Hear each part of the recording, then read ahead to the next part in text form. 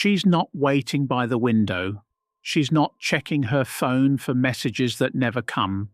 She's not piecing herself together, hoping someone finally chooses her. She chose herself. If you've ever felt like the world doesn't understand that choice, stay with me. Before we go deeper, take a second to subscribe, like this video, and drop a comment letting us know where you're watching from. You're not alone in this conversation. They call her lonely. But that's not the truth. The truth is she got tired of relationships that asked her to shrink. Tired of playing small in the name of love. Tired of pretending that being chosen meant she was finally enough. No, she didn't run from love. She ran from the version of herself that kept settling for less. Society paints a clear picture. A woman without a man must be broken, incomplete, waiting. But Carl Jung said that individuation, the process of becoming whole, is an internal journey, not a romantic one.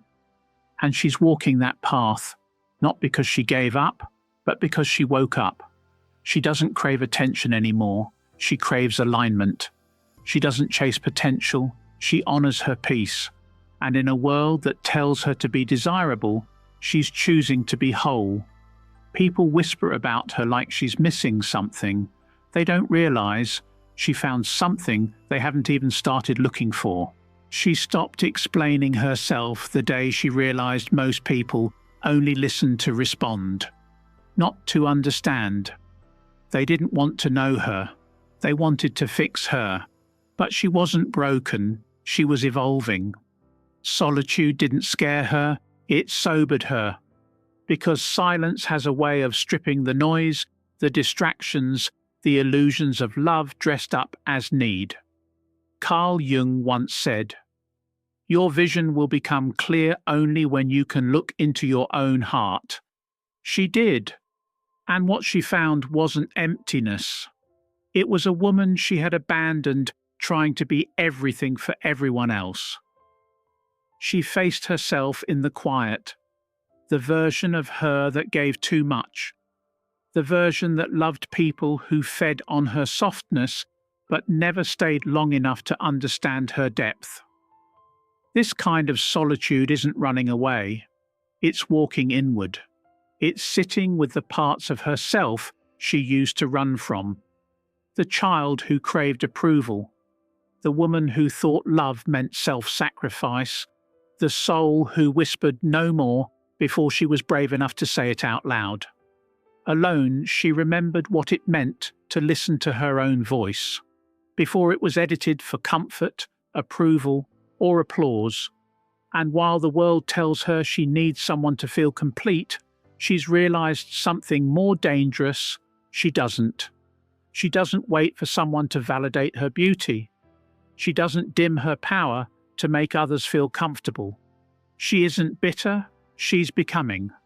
Becoming the kind of woman who no longer begs for love, because she's already found it in her own reflection.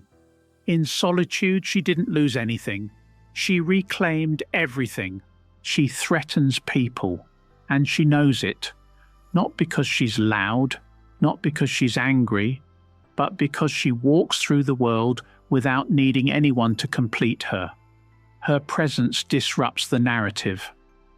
They don't know what to do with a woman who doesn't need saving, a woman who's not performing for male approval, who isn't moulding herself to be softer, smaller, sweeter, just to be accepted. She's not rebellious, she's real. And that honesty makes people uncomfortable. Because for centuries, a woman's worth was tied to who wanted her, who married her, who kept her. But she untied the knot. She said no, not to love, but to the kind that comes with conditions, control, and quiet cages. They call her intimidating. What they mean is she's not afraid of walking away. She's not afraid of being misunderstood, unlabeled, unclaimed. Men stare at her and wonder what's wrong. But the question they should ask is, what did she unlearn to walk like that? to look like peace instead of permission, to love herself without an audience. Other women sometimes judge her too.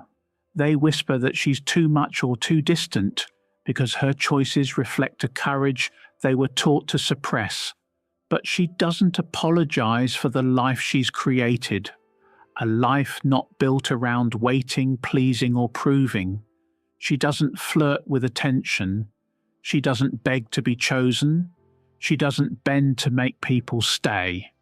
She knows that when you stop shrinking to fit into other people's expectations, you start expanding into your true self. And in a world that still measures a woman's value by her relationship status, she is a quiet revolution. She doesn't measure her worth by how many eyes turn when she walks into a room. She's no longer waiting for someone to text first, to choose her, to decide that she's finally enough to be loved out loud. She's not watching other women wondering what they have that she doesn't. Because for the first time, she's not seeking validation in someone else's gaze. She sees herself clearly without the need to be desired to feel valuable. She doesn't twist herself into softer shapes, hoping someone will call her the one. She doesn't dim her light to make others feel comfortable in her brilliance. And she certainly doesn't audition for the kind of love that requires her to abandon parts of herself just to be kept. She has learned that the most dangerous thing a woman can do is learn how to live without needing to be rescued. Because once you stop needing someone to call you home, you realize you've always been your own sanctuary. You are the place you were looking for, the peace you were praying someone else would bring, and the love you were waiting for was never out there. It was waiting inside you, beneath the noise, beneath the fear, beneath the years of trying to be what others needed. In the stillness of her own company, she discovered a love that doesn't demand silence, doesn't punish vulnerability, and doesn't ask for masks. It doesn't rise and fall based on moods or threats or approval. It's constant, gentle, fierce, true. It's the kind of love that holds space without needing to fix anything. The kind that sits with you in your darkness and doesn't flinch. She has found that love in herself, fully, completely, unshakably. And if that unnerves people, if that wholeness feels threatening to those who expect women to be needy, pleasing, or dependent, so be it. Let them call her intimidating. Let them say she's too much, too independent, too alone. Because what they're really saying is, she can't be controlled. She doesn't conform. She's not waiting to be saved. She didn't choose this solitude out of bitterness or heartbreak. She chose it because for the first time, she chose herself. Not the version of herself she performed to be loved. Not the edited version she used to hide behind. But the raw, real, radiant woman she became when she stopped running, stopped pleasing, stopped proving. She showed up for her needs, for her healing, for her truth. And in doing so, she became whole.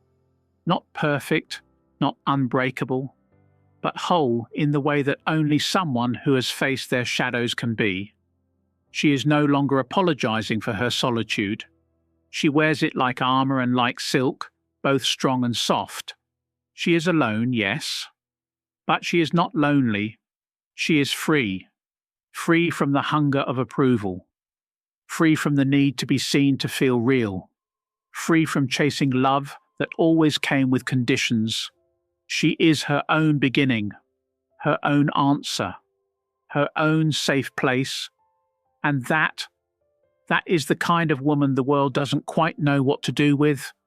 But she's not here to be understood anymore. She's here to live, fully, finally, unapologetically free.